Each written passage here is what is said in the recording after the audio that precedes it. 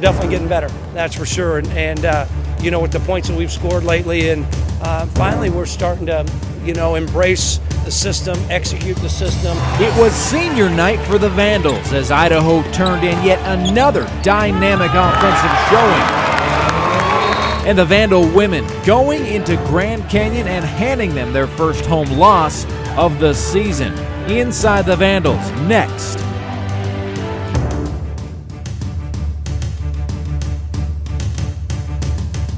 Hey, welcome into another week of Inside the Vandals. He's Joey Jenkins. I'm Tom Purvis. Joey, we're here in the good old Vandal Athletic Hall of Fame in the Kibbe Dome, and the Vandal men getting 2 wins at good old Memorial Gym. Well, and how about the way that they played? They did have a non-conference opponent, kind of an interesting game late in February, taking down Northridge, but then playing a Grand Canyon team that was very tough on senior day, and you got to love the performance by the seniors getting a win. Well, Stephen Madison, 34 points. One of the local sports writers here in the region called him unguardable off the dribble. He's been unstoppable lately. Obviously 42 against Utah Valley there, then 34. This team seems like they're starting to kind of amp things up as we get closer to the important time of the year. Well, and that's the key, is this is the important time of the year. They have 3 games left all on the road, and there's still some spots available in seeding for the WAC tournament, and that's the biggest thing for the Vandal men is, can they get themselves in a position to make a run in Vegas? And I believe that they can climb as high as 4th in the conference. Obviously, they play Grand Canyon to beat them. Grand Canyon not even eligible for the tournament. So, I mean, they have a great opportunity here. Yeah, it's obviously a big week for the Vandal men, Vandal women as well. Last week their streak ends, and it was a little bit tough for the Vandal women. It was but sad. Guess what? There was a streak at Grand Canyon. Haven't lost a home game yet until they met the Vandals. Well, with Grand Canyon, they aren't supposed to lose on their home floor. Like you said, they were 9-0. They were 22-1 over the last 2 seasons, but no one told the Idaho women that. I would say they went in there and played one of the best games they've played all year. They shot the ball well, played great defense, and this team, I mean, they have 3 games left. They're going to have to keep it going, but that's a huge win for them. Overall, just really a great week for the Idaho Vandals. I sat down with Coach Verlin right here in the Vandal Hall of Fame to talk about the big week.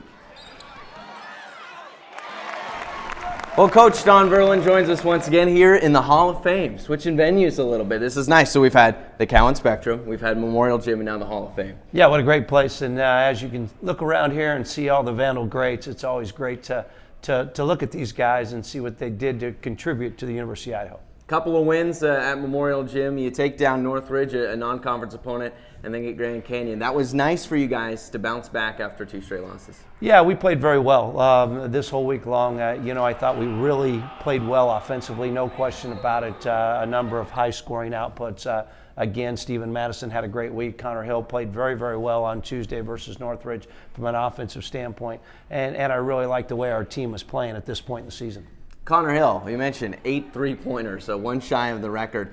When he's on and when he's making all those, I mean, who can you lose to? Well, I'm sure there's someone that can beat you, but, Connor can really shoot the basketball. I thought against Northridge, our team did a great job executing the offense, finding Connor, getting him some open shots, and he was able to knock those down. He's one of the best 3-point shooters in the WAC. He's the all-time career 3-point leader in Idaho history, will shatter all the records and probably have those records for years to come. So what we need to do is continue to do that, continue to get him shots. It obviously makes our team a lot better.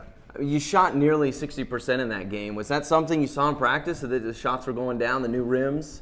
No, I don't think it had anything to do with the rims, or anything like that. I just think we're starting to execute better. Our ball's starting to move a lot better. And it's always, I think as this team gets to feel a little bit better with playing with each other, we're starting to get better and better as the year goes on.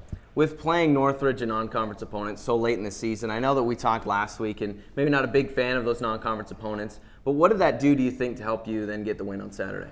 Well, it always gives you some confidence when you get a win, and it's a lot better than practicing, like I said last week on the show. I think what it did is it allowed us to get out and play free and continue to improve, and I think that's what it really helped us for that game.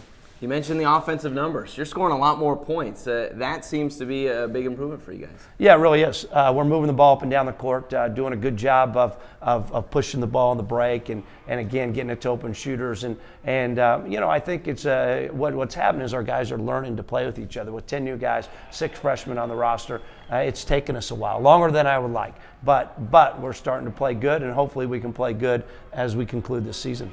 How big was it to not only win on Tuesday against Northridge, but then when it comes to the conference opponent, Grand Canyon, a tough team, to get that win as well? Yeah, that was a good win for us. We needed it, obviously, for the conference standings. It jumped us up in the conference standings. These last 3 games are huge for us. Heck, we can get ourselves all the way to 4th in the conference, 3rd in the conference seeding, because Grand Canyon can't go to the tournament. So as we continue to improve, as we continue to play, the games just keep getting bigger and bigger, and hopefully we can continue to play like we've been playing.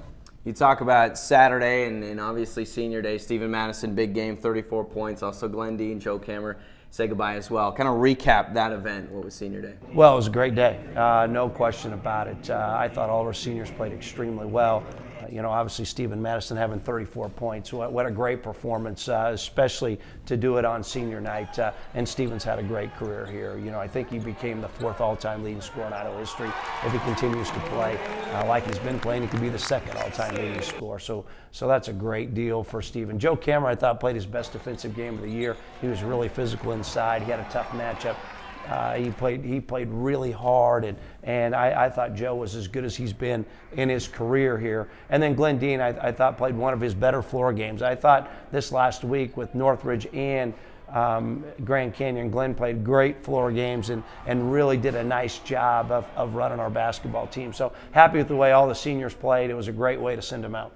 How about the last home games, getting 2 wins? That seemed to be big as well. Yeah, that's really big. It's, what you always try to do at the start of the season is take care of your home court, and we've been able to do that the last 4 games here. We won our last 2 in the Cowan Spectrum, and then able to win the last 2 in Memorial Gym. So obviously that helps us. And now you get ready to hit the road. There's just 3 games left of the regular season. We'll talk about those tough road games coming up as we get closer and closer to the conference tournament when Inside the Vandals returns.